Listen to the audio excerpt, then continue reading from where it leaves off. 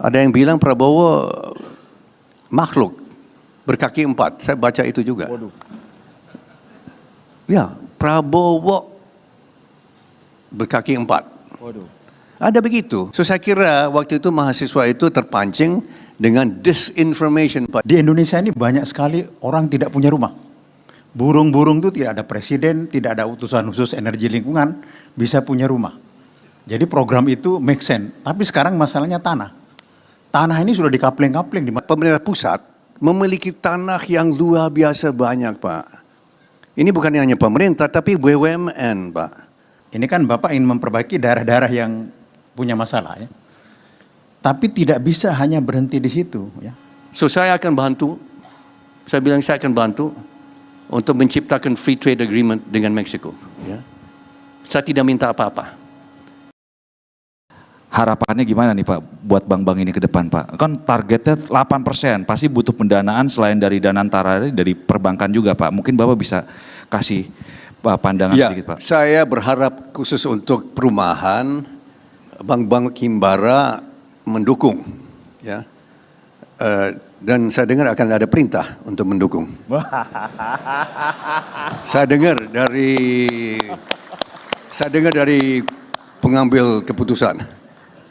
Nanti harus dukung, ya, karena ini untuk menyangkut, ini untuk perumahan sosial, ini middle class and ke bawah, ya, ini untuk rakyat dan ini bagian dari sumpah Pak Prabowo untuk mengentaskan kemiskinan. This is poverty reduction dan poverty alleviation, ya, dan poverty eradication. Kita berantas poverty, kita berikan rumah-rumah yang layak huni kepada rakyat kita yang puluhan juta, ratusan juta, ya, 37 juta rumah, tempat kali 45 suami istri dan anak itu sudah 150-180 juta. Yang kita itu legacy yang Pak Prabowo mau wariskan, berikan, ya, pimpin nasional berikan rumah-rumah yang layak huni kepada. Karena kenapa? Saya juga belajar dari kita dalami stunting. Stunting bukan hanya makanan kurang bergizi, ya, bukan. Stunting itu salah satu penyebab adalah memang makanannya kurang sehat, tapi juga lingkungan yang tidak sehat, ya, tidak sehat. Apa maksudnya? Lingkungan tidak sehat. Kalau anak-anak kita tinggal di tempat kumuh, tinggal di desa-desa yang tidak ada air bersih, tidak ada lantai yang berupa tegel, ya, itu dari tanah, kan ada cacing, ada bakteri, ada virus yang nanti mencemari dan mengganggu lambung dan perut dari anak-anak kita dan cucu-cucu kita. Ini menyebabkan juga stunting, ya. So kombinasi kurang gizi dan juga lingkungan yang tidak ramah, ya, lingkungannya tidak ramah, berarti ini ada menyebabkan stunting yang besar. Dan Indonesia 25%. Saat ini 25% anak-anak kita. Ini saya mau menanggapi, ya. Saya baca netizen, makan gratis. Kita perlu, bukan hanya makan gratis. Kita tidak perlu makan gratis. Ada yang bilang. Kita perlu pekerjaan. Kita perlu pekerjaan. Kita perlu pendidikan gratis. Maaf, ya. Ini Presiden Prabowo bukan hanya makanan gratis, perumahan akan menciptakan pekerjaan, ya. Makanan gratis juga, saya sudah buktikan kan. Dari 35 ini dapur 1,5 juta pegawai, tapi ini juga mendukung pengusaha-pengusaha menengah dan kecil. Ini juga menumbuhkan pekerjaan, ya. Perumahan. Kita sudah hitung, 2 juta rumah di desa itu akan menciptakan 4-5 juta pekerjaan baru setiap tahun tetap. 4-5 juta pekerjaan baru yang saat ini tidak ada.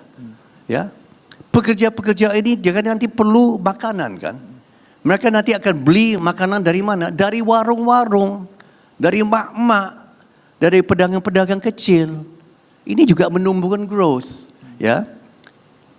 Terus Pak Prabowo mau kembangkan pendidikan, maka ada seorang wakil menteri, ya, Stella Christie, yang diambil dari luar negeri untuk merancang dan melaksanakan program untuk pendidikan tinggi.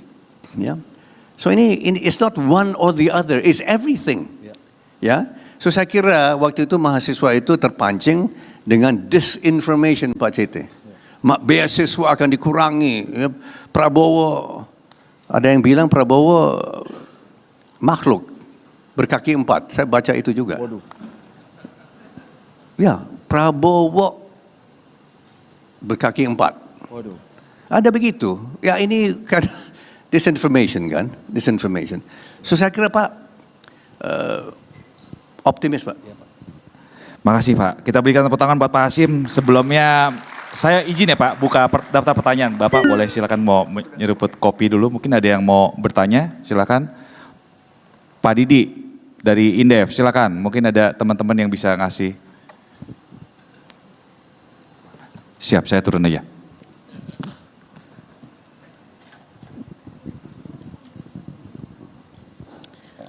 Baik, terima kasih. Pak Hasyim ini pertama berhadapan dengan Bapak ya.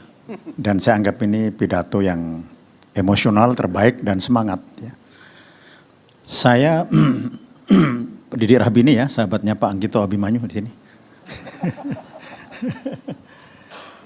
Pak, ini ceramah Bapak luas sekali dan saya kira itu punya landasan yang sangat kuat. Saya ambil satu saja Pak Hasyim. Yang perumahan itu Bapak, nggak usah saya bicara ekonomi ya, tapi dasar falsafahnya itu sangat kuat dan tidak boleh ada yang mengganggu. Bapak bayangkan, burung-burung kan punya rumah Pak. Di Indonesia ini banyak sekali orang tidak punya rumah. Burung-burung itu tidak ada presiden, tidak ada utusan khusus energi lingkungan, bisa punya rumah. Jadi program itu make sense. Tapi sekarang masalahnya tanah. Tanah ini sudah dikapling-kapling di mana-mana Pak. Sudah luar biasa Bapak akan kesulitan ya. Tetapi kalau Bapak lihat di jalan tol Pak, kanan kirinya kan banyak situ. Atau kereta api, itu banyak sekali tersedia tanah milik negara ya. Tapi yang sebenarnya paling penting Pak Hasyim, itu satu perumahan ya. Yang kedua yang paling penting, program Bapak ini sebenarnya mirip sedikit tidak sama dengan Marshall Plan atau Dutch Plan seperti Jepang. Yang itu hancur, ini kan Bapak ingin memperbaiki daerah-daerah yang punya masalah ya. Tapi tidak bisa hanya berhenti di situ ya. Untuk riding wave 8% seperti Jepang, itu diperlukan orientasi keluar investasi asing, ekspor menetrasi pasar internasional, dan indikasinya satu aja Pak. Kalau industri tumbuh 10%, baru bisa tumbuh itu. Tapi kalau industri sekarang tumbuh 3%, lupakan tumbuh 8%. Terima kasih. Beberapa hal. Yang pertama mengenai tanah, ternyata itu memang ada yang prihatin mengenai tanah, tapi ternyata ada solusi yang luar biasa. Ternyata pemerintah kita, ini di luar pemerintah daerah, pemerintah kita, pemerintah pusat memiliki tanah yang luar biasa banyak Pak. Ini bukan hanya pemerintah, tapi BUMN Pak.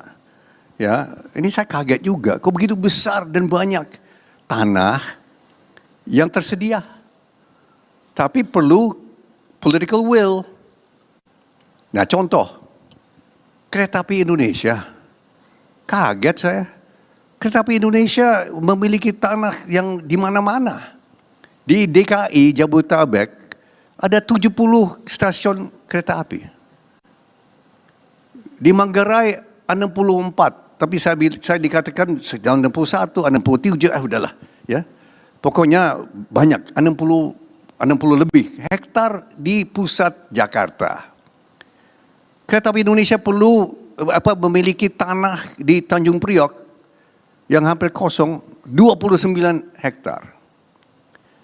DPR memiliki 24 hektar di Kalibata yang sekarang tidak dipakai. Kementerian Pertahanan memiliki 41 hektar di Berlan. Mungkin yang tua-tua seperti saya sudah masih ingat geng Berlan, gang Siliwangi.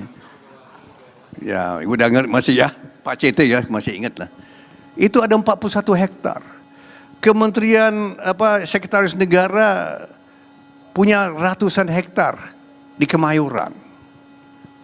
Nah ini, so ada perintah Pak Prabowo ke Kereta Api Indonesia, setiap stasiun Kereta Api Indonesia itu harus melaksanakan TOD, Transit Oriented Development. Ini bukan hal baru, ini kita nyontek aja lah negara-negara kan. Buat apa kita pusing-pusing nyontek yang contoh bagus. Di Jepang, di Hong Kong, di China sudah biasa itu. Ya, Pak Cete di atas stasiun di Shibuya Station di Tokyo, bangun ke atas. Bangun ke atas. Nah, tapi ada syarat. Semua ini adalah untuk rakyat kita kelas menengah ke bawah. Ke atas tidak perlu.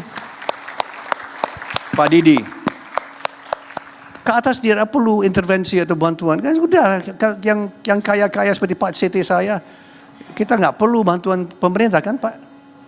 Hanya Bank Mega saja kan yang bisa bantu kan. Atau dari Mbak Sandra aja kan mungkin dari bantu. Ya Bapak bisa ngerti ya.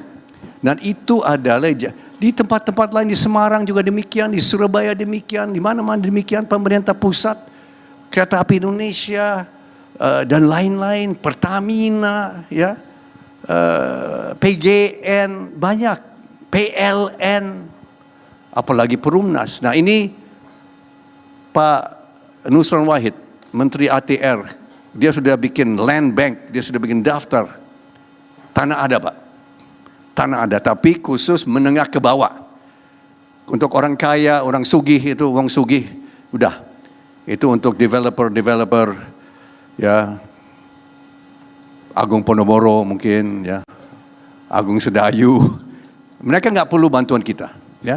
Mereka tidak perlu bantuan kita. So saya kira itu Pak ya, untuk pertama. Yang kedua, komentar Bapak itu apa? Yang kedua tadi? Soal industri Pak. Yes. Oke, enggak. No. Kita tidak mau tergantung semuanya ke investor asing. Kita akan menciptakan iklim yang kondusif untuk kita bersaing sama Vietnam atau Thailand dan kemudian kita menarik investor di Indonesia.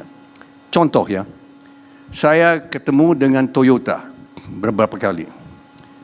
Mereka minta saya melobi pemerintah, ya. Saya bilang saya bukan agen, saya bukan makelar, saya bukan broker, saya tidak mau. Tapi mereka bilang begini, Mr. Hashim, Toyota memiliki 300.000 keluarga yang tergantung Toyota, 150.000 dapat gaji langsung dari Toyota. Ini bukan promosi Toyota ya, saya bukan pemegang saham Toyota ya, tapi 150.000. yang dapat gaji upah tiap bulan dari Toyota. 150.000 itu adalah karyawan dan pegawai dari supplier Toyota. Mereka bilang kami akan investasi di Indonesia. Tapi dan jumlahnya besar, 2 miliar dolar Pak. Hampir 2 miliar dolar. Asalkan persyaratan-persyaratan yang menghambat kami, dia bilang, itu kita bisa. Dan apa? Saya bertanya apa? Pak, pemasok Jepang, perusahaan Jepang itu dikenakan biaya masuk 11%. China dikenakan 0%. Tapi susah jawab. Ya 0% kan itu kan EVs. Di seluruh dunia EVs dapat subsidi. Ya, bukannya Indonesia, semua lebih mendahului kita. Saya kira wajar dong. Ya, tapi perusahaan Jepang tidak percaya dengan EVs. Mereka lebih banyak untuk hybrid atau hydrogen ya Pak Cete ya. Tapi mereka bilang, Mr. Hashim, kalau kita diberikan kesempatan di Thailand untuk dapat lebih banyak kemudahan.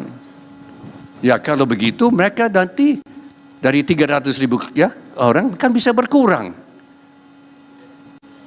Bisa berkurang nanti PHK di Indonesia. Maka saya termotivasi Pak untuk bantu. Dan Alhamdulillah pemerintah mendengar saya.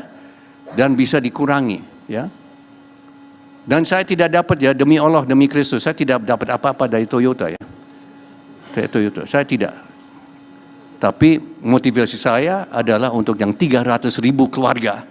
Itu 1,8 juta sampai 2 juta jiwa Indonesia tergantung mereka. Betul nggak? Dan mereka bilang mereka ekspor ke 80 negara, Pak. Termasuk Meksiko. Terus saya bilang, mereka bilang ya masih sedikit. Kenapa? Karena tidak ada free trade agreement. So saya akan bantu. Saya bilang saya akan bantu untuk menciptakan free trade agreement dengan Meksiko. Ya. Saya tidak minta apa-apa. Ini 300.000 keluarga, itu mereka yang tergantung. Nah ini, why do I mention that? Karena ini yang banyak investor-investor yang kita perlu bantu, kan? Dan Toyota sudah berjanji, mereka berjanji ke saya, mereka mau menjadikan Indonesia jadi global hub for the global south. Indonesia jadi manufacturing base untuk Toyota, untuk seluruh dunia, yang termasuk yang 80 negara. Luar biasa, kan, Pak? So kita bantu untuk berikan kemudahan-kemudahan yang wajar. Kan begitu, Pak? So saya bisa bantu karena saya punya kedekatan, kan? Akhirnya, setelah 20 tahun oposisi, bisa menciptakan cita-cita orang tua kami, ya, almarhum Sumito Djahadikusumo, yang ya, guru Pak Anggito. Saya optimis, Pak. FDI is going to come. FDI is going to come. China, aduh, itu sudah antri mau investasi di Indonesia, ya. Mereka mau pakai Indonesia jadi manufacturing hub karena China bukan low cost lagi, Pak Didi. China bukan low cost lagi, dan Indonesia kita nggak punya musuh, ya. China dihambat, ada rintangan-rintangan, ada hambatan, ya. China kan sekarang mau mereka. Saya kira saya optimis, Pak. Ya. Toyota itu janji akan invest di Indonesia, ya, $2 miliar. Oke, ada banyak. Ya, beri tepuk tangan. Pak Hasim.